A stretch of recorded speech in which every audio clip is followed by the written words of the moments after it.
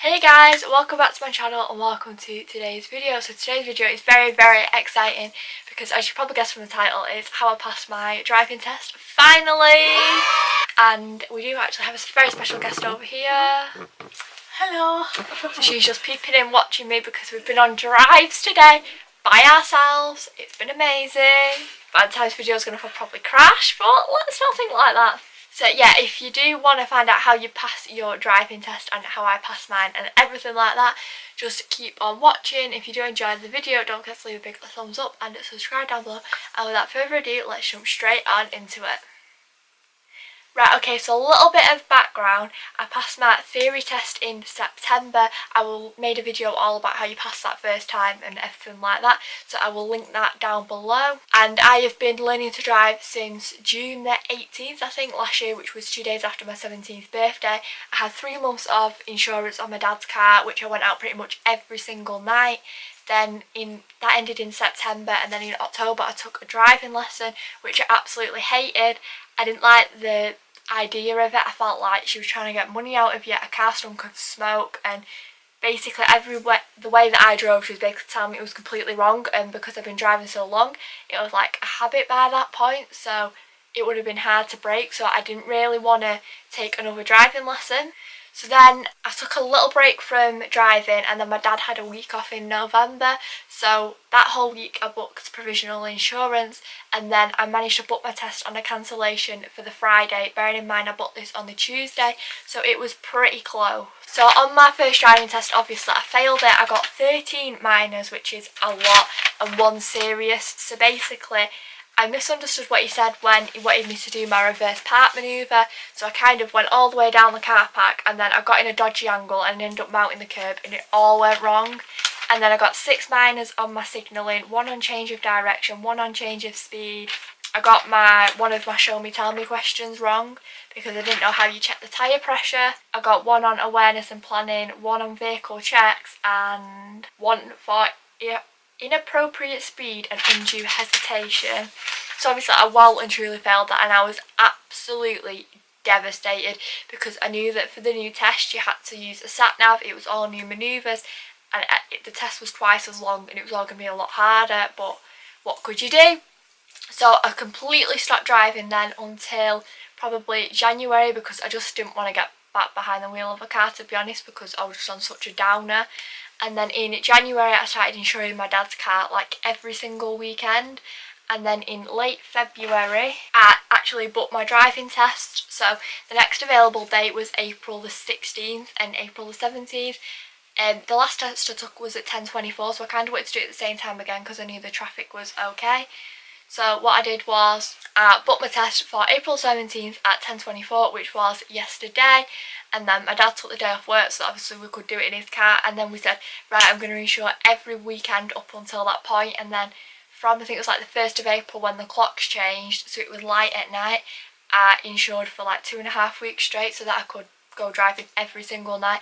And hopefully that would be enough. So I did actually pass my driving test this time. I only got 3 minors, which I was absolutely amazed by, but I do think I had like a lot nicer driving examiner. So now I'll just talk you a bit through like the test, how it works and everything like that, in case you were wondering. So the test, basically it lasts 40 minutes. That includes 20 minutes of independent driving, which is either on a sat nav or following road signs. 4 out of 5 tests use a sat nav, and then 1 in 5 uses road signs. And then you'll have to complete 1 of 4 manoeuvres. That can either be pull up at the right side of the road and reverse 2 like car lengths and then rejoin the traffic, reverse into a car parking space, drive into a car parking space and reverse out, or parallel park. So I was praying I either got the parallel park or the pull up on the right side of the road, because I cannot park on car parks for my life, although I've done alright today, I think. Yep.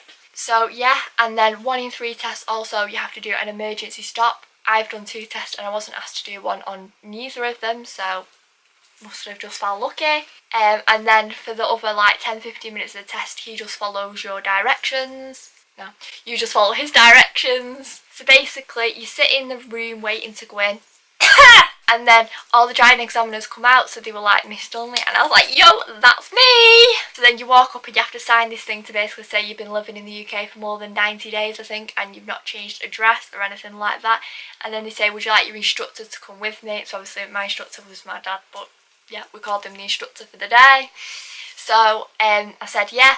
So then he was like, right, lead the way to your car. So we come outside, and then you went round the side of the building, and you have to do an eyesight check, which is basically reading a number plate from 20 metres away. You get 3 attempts, I think, to do that. If you can't do that, you've automatically failed your test, but obviously I can see, so I did alright on that one.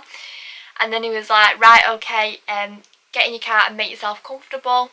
And then my tell me question was telling me how you would check that the powered steering is working, and I knew that one, so I answered that, and I didn't get any minors or anything. And then obviously you have to do your show me question while you're on the test now that it's changed. So he was like, okay, yeah, that's fine. When you're ready, drive on and follow the directions of the sat nav. So where the test centre is, where you pull out, it's like so dodgy because there's vans there and you can't see anything. So I was like creeping forward like this, and then someone flashed me to let me go, and I was like, whew, like, thank you to whoever you are. And then the sat nav told us to go right, but there was a big crash on the motorway where someone got killed yesterday, and we had to go on the roundabout which was next to it, so it was crazy busy. Like, I thought, oh my god, I'm gonna fail. So there's this big keep clear, and there was cars constantly coming round, so I could have gone into the keep clear, but then I would have failed my test. So we were sat there for a good like 4 or 5 minutes, and he was like, right Katie, I want you to just edge forward into the keep clear. And I was like, oh my god, I failed my test. He's told me something, I failed it within the first 5 minutes again. But I didn't. He was just trying to give me advice, because otherwise I would have been sat there all day basically. And then we followed the route of the sat nav, which I thought was going to be a lot harder than it was, because like, if we were doing a right turn, he'd be like, you see where that bus stop is, that's where you're going to do the right turn. Whereas my instructor last time, he was like, just take the next right turn. I was like, when's that? When do I start indicating where am I? Because like, you don't know where you are.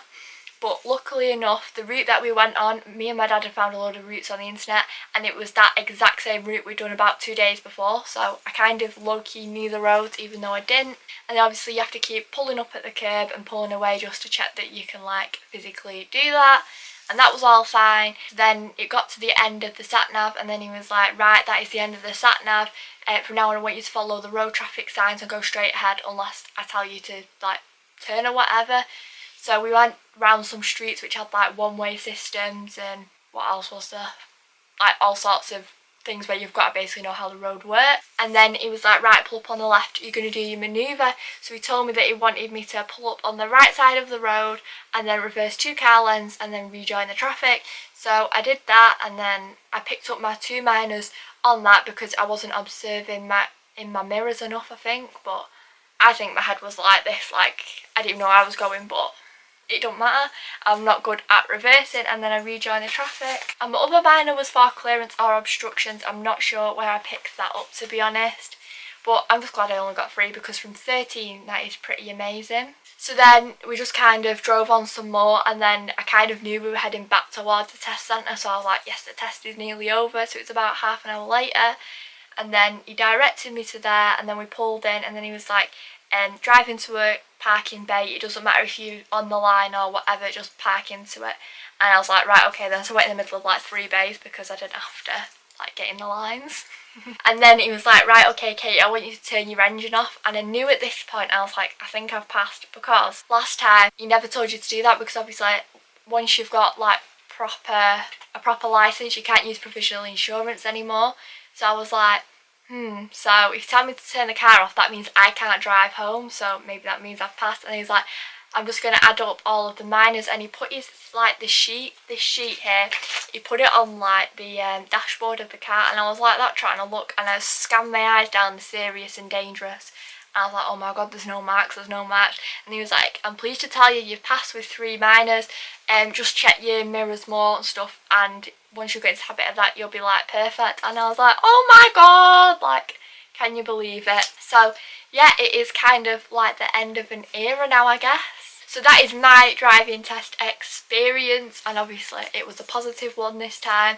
So even if you do fail, like, you can pass it, because I did, and I passed my driving lesson with 1.5 hour lesson, like, in my entire life. So you don't necessarily need driving lessons if somebody is willing to teach you, like a family member or a friend or anybody like that, because that's how I did it, and look where we are now. So what I've done is I've insured as a name driver on my dad's car, and basically I've pretty much got his car now.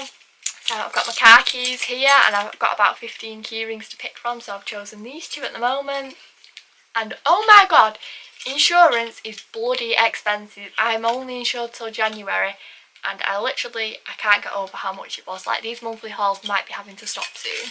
So yeah, driving is quite an expensive thing, but we worked it out, and in total it cost me £600 for insurance and lessons and driving tests and everything, from starting last June to finishing like the era yesterday.